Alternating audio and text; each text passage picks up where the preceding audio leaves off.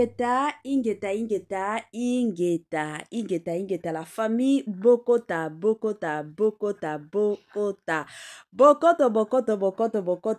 dossier sur dossier, affaire sur affaire, makambo sur makambo, koya kola la kola mukana ya kili kola la kola mukana ya somo kola la kola mukana ya koinda nde koinda, kola la kola mukana ya kobeba nde kobeba, sava inda ezo inda na ndenge moko ya mabe penza mingi makasi. Grande ma joie de vous retrouver encore cette soirée, surtout sur notre chaîne Étoile Lune Inès TV. Salut chers Bouchou, salut chers abonnés, salut chers connaissances, salut surtout les amis de Étoile Lune Inès TV. J'espère que vous allez bien. Quant à moi, je suis le bien, super bien par la grâce de Dieu. Chers Bouchou, chers abonnés et chers connaissances, yalelo toye lisusu bandeko nanga ka ndenge toye bisakabino soki ya koloba ezali tokoya koloba, soki ya koloba ezali te moyen ya koya ezate pe tokotikala na biso koya te. Toyaka toujours soki toyebi ke dossier ezali, likambo ezali, ya kobetela sete ezali, ya kolobela ezali, yango bomonaka biso toyaka toujours na lombango. Lelo toye na affaire ya tonton Omari Kabongo, toye na situation ya tonton Omari Kabongo. Qu'est-ce qui se passe? Qu'est pas ça? C'est quoi au juste les problèmes? Bande konanga avana ya kokota na mozindo ya makambo yo, avana ya kokota na mozindo ya situation oyo et kozala bien et surtout malamu mingi na ya nanu ko sensibiliser bande kona biso nyonso ya sika. En tout cas, si c'est la toute première fois ya kokota penza na chaîne na biso, chaîne moko kitoko, chaîne ya ba analyse somme, chaîne moko ya ba information pas possible. Je vous prierai surtout de vous abonner massivement. Abonnez-vous. Cliquez aussi sur la cloche de notification pour surtout recevoir les nouveautés de notre chaîne.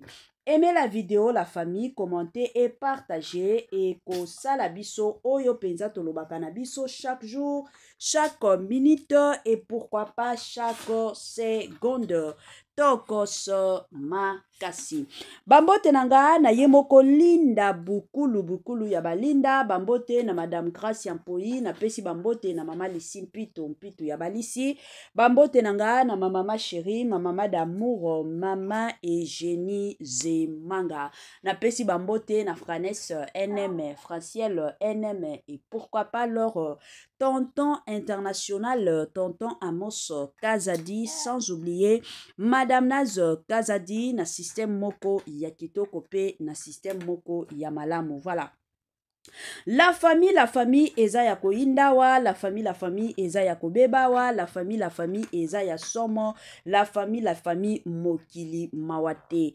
Toye lelo toye na ba dossier, toye lelo toye na ba situation, toye lelo toye na ba circonstance ya kosakana te concernant tonton Omari Kabongo. Kandenge biso nyonso toyebi, tonton Omari Kabongo aza moko ya ba comédien ya mboka na biso oyo asepelisaka ebele ya batu. Tolanda nanu sport na zozonga. Année ya sika, solo ya sika, agrandissement des troisième jambe. Kimobali esalakate, pe ezamukie. Mama azo sepelate na mbetu, na gavke, elamuki, feti ezongi. Ba mama ona ba problème ya mabota. Myome, fibrome, trompe, kiss, règle abondante, ménopause, ata okomi na 65 ans. Mama okobota mwana, yoka bien. Dépression, maladie mentale, autisme, ata mwana alobakate, mokulu makasi, tope alalakate, tozali na solution, na gavker, bona loposo, totikali simate, vergete, babengi nduta, bouton, tache, 5 jours ya bamba, hoteli lokola lilala,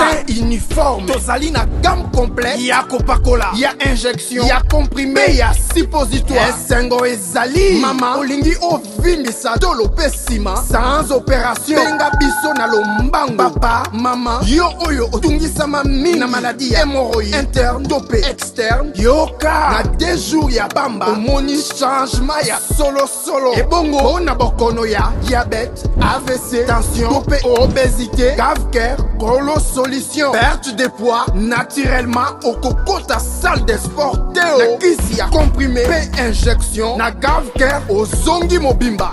Ba produit na biso ezali 100% naturel et salemi na ba plan na ba industrie ya Allemagne pe Angleterre. Na Gavker oko sepela. La santé n'a pas de prix. La famille kandenge to yeb sarabino batela santé na yo. Soki oko batela santé na yo te mutu moko te akotikala ko batela santé na yo te. Yango eza toujours ya motuya, eza toujours ya malamu en tant que mutu. Koyebaka surtout et encore ndenge nini ya kobatelaka santé na yo. Good news, bonne nouvelle, sango ya malamu la famille. Gavker aye na ba solution ya kitoko. Gavker aye na ba solution ya malamu concernant surtout et encore makambo ya mabota.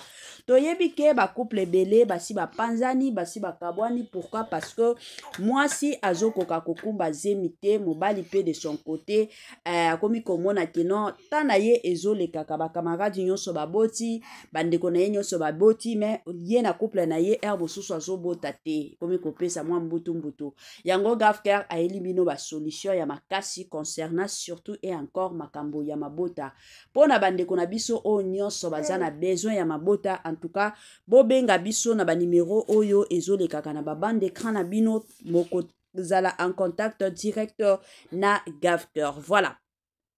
La famille toye na dossier awa ya tonton Omari Kabongo o biso nyonso toyebi.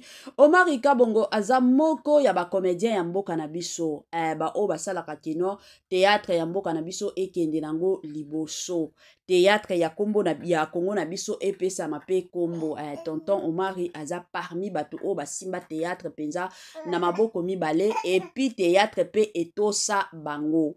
Bandeko nanga ebele ya batu bazalaka na mwa ba confusion ya makasi concernant tonton Omari soki abala to abala te na bandi ebele ya batu o balandaka Étoile Nines TV na sala ezalaki biographie moko na sala il y a de cela si je ne m'abuse pas une année et quelques mois on a sala penza biographie ya tonton Omari. Na biographie na biso wana tolobaki ke tonton Omari azalaka na ye célibataire engagé.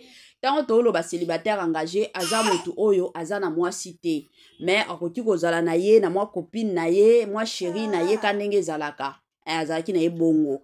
Alors toyaki kovanda ka boye du coup toye komona ba invitation ya libala ya nani ya tonton Omari na mama Nicole ebakata. Bazo sala libala na bango mariage coutumier ekozala nango le 20 août. Le 20 août awa nde ekozala libala na bango selon invitation oyo ezotambola. Toyebi ke ba comédien na biso mikolo oyo bakomi ka ba comédien moko ya makambo milai bakomi ba comédien moko mosusu omona basali mwa film na bango mariage moko bokanisi ke eza mariage moko réalité nzoki eza nango théâtre.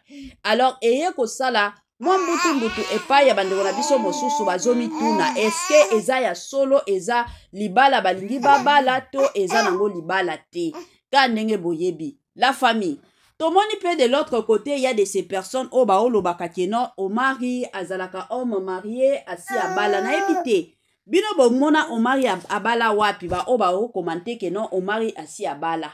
Pour votre information Omari Kabongo nanu abala te. Omari Kabongo aza na ye célibataire.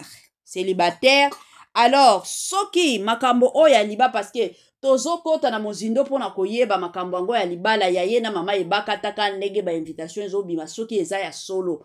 Jusque là bandeko nanga ba réponse bazo yebisa biso ka keno eza libala solo toyebi te soki eza lokuta soki eza ka ba makambo ba théâtre na bango tokoya toujours ko informer bino soki pe eza libala ya solo. En tout cas bozala toujours scotché sur notre chaîne tokoya lisusu ko confirmer mais on a lingi na loba parce que na moni ebela batu ba ofinga Omari Kabongo que na âge na ye wana akoki jamais kobala mama na biso ebakata. akoki kobala ye te. Pourquoi? Parce que Nicole ebakata aza mukolo. C'est là bandeko na biso mosusu o bazoloba ke mama ebakata aza mukolo comparativement à ma papa na biso Omar Kabongo. Bon, nayebi te bandeko na ngai yango bomona bandeko ebele surtout ya basi bazotulaka.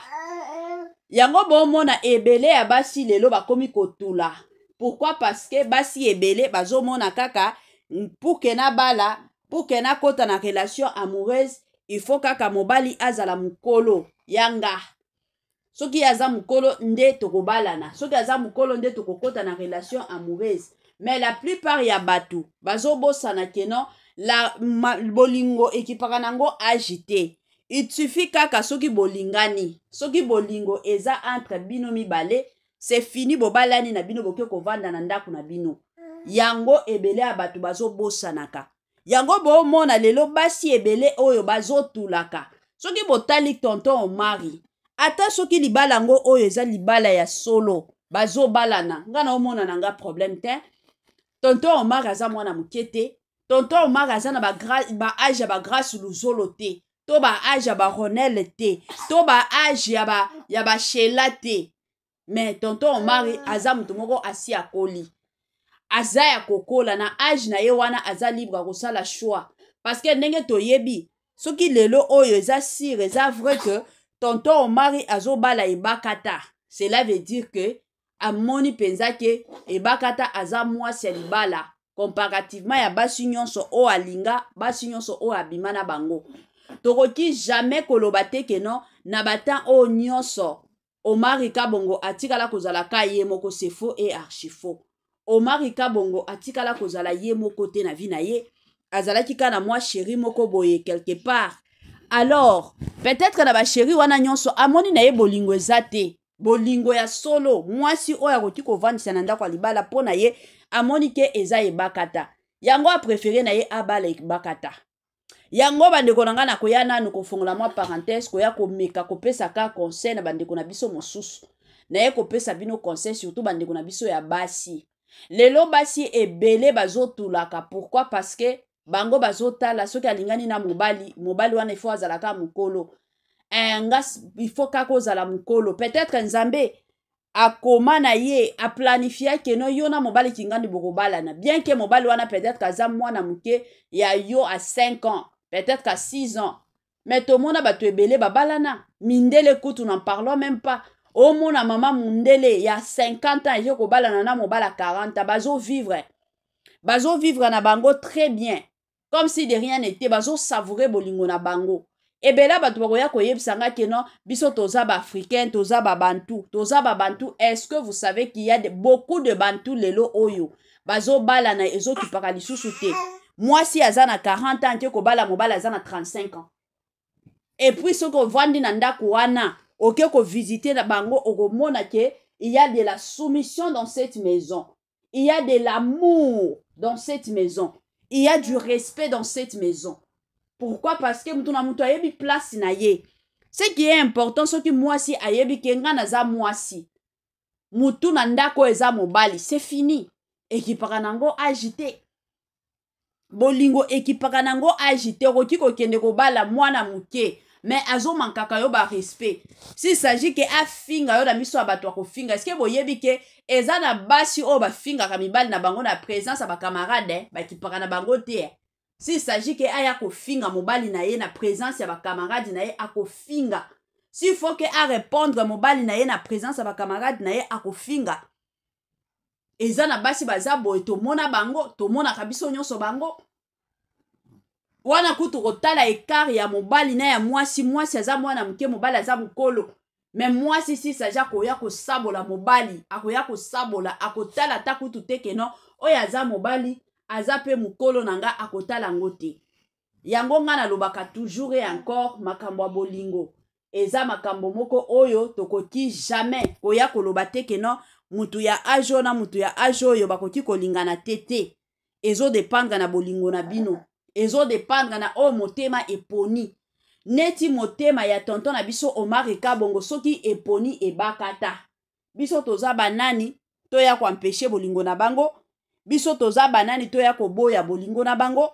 mais tozala wana mpona kosoutenir bango, tozala wana mpona koaccompagner bango, tozala wana mpona kosunga bolingo na bango ekende liboso. Yango musala na biso tozala wana mpona koya kodécourager bango te. Eza mwa bongo parce que soki totali na théâtre wana baseli bashu baza ebele, toza na bacardozo mille esprit, soki totali bacardozo bazali, toza na banani mosusu Maria bazali bato ya famille libota, toza pe na bato mosusu ya SB bazali kuna ebele baseli bashu baza ebele, mais soki Omari na ebakata bango bamoni ke babalana, cela veut dire que bayaki ko comprendre balingani ya solo.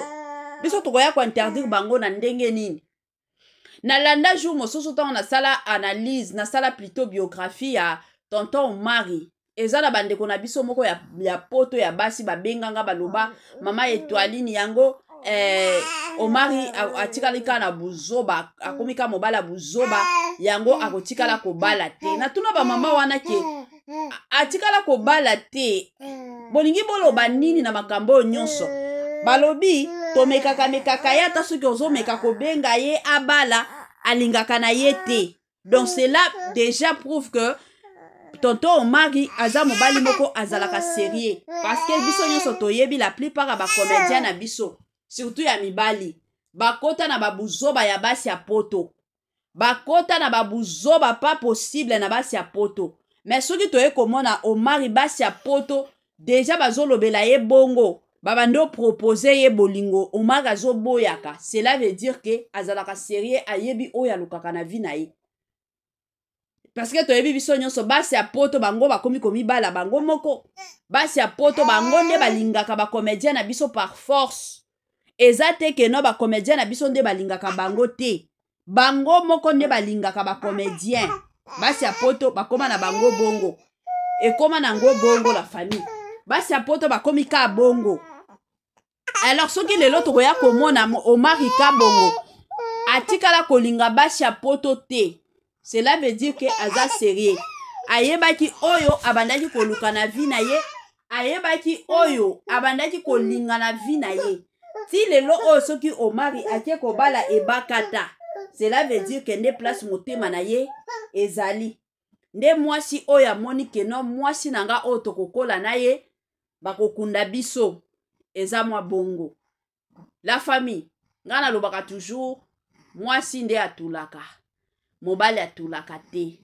Na vie oyo ya lelo, na kilelo oyo soki okomi batela te, eza na mutu moko te oyo akoya kobatela yo te. Toyebaka ndenge nini ya komi batela, ezala na musala oyo ozosala, ezala bisika nini ozali, yeba ndenge nini ya komi batela. Eza na batu mosusu lelo oyo bazobimaka na mibali misusu na misala, oyebi ke musalo mobali oyo aza homme marié, yo ozobimaka na ye, me mobali wana akotikala kotika mwasi na ye te pona yo. Mibali ebele surtout les hommes mariés bazalaka kaka naza na processus ya divorce, me batikala ko divorcer basi na bango te, batikala na bango ko divorcer basi na bango te, bakoyaka kosakana na yo. Tango akosila na yo ake epai ya mwasi mosusu, ekozalaka bongo vice versa ti na ndenge sikoyo yo nde okozala perdante. Alors yango na ye kopesa bino ka conseil bino basi boolanda mama Etoiline, eza na ba age mosusu ezalaka toujours bien bosalaka ba choix na bino, s'il faut que bobala bomibalela, kozela te ke non na bala te parce que mobali moko ya mutu moko boya prometraki nga ke non ndenge eza boya koyaka kobala nga, azolekisela yo tan pamba. Kotikala kotika mwasi na ye te pona koya kobala yo te, aosalaka ngo te. Mibali wana batikaka basi na bango te. Donc tomi batelaka bisika nyonso ozali. Nga nalinga toujours kopesa batu conseil. Eza na basi pe mosusu à l'âge de 30 ans zoloba mobali azolinga aya kobala yo ozoyebisa mobali keno na elongi na nga balakisi keno nazoluka musala, nazoluka mobali. Elongi elakisaka te, me age nde elakisaka biso keno oyo deja si akuba, oyo deja c'est fini. Ekozala bien te ozala tantine ya quartier, mais ekozala toujours malamu zala mwasi ya mutu. Yango bomonaka okomi na ba 30 ans bakomi kobenga yo ndumba. mwasi oyo nano abali te babengaka ye ndumba. Mais mwasi soki oza na ndako ya libala mutu nyonso azopesa yo respect. Suka na biso yango oyo, permettez-moi surtout de vous dire bye bye et à la prochaine. Ciao.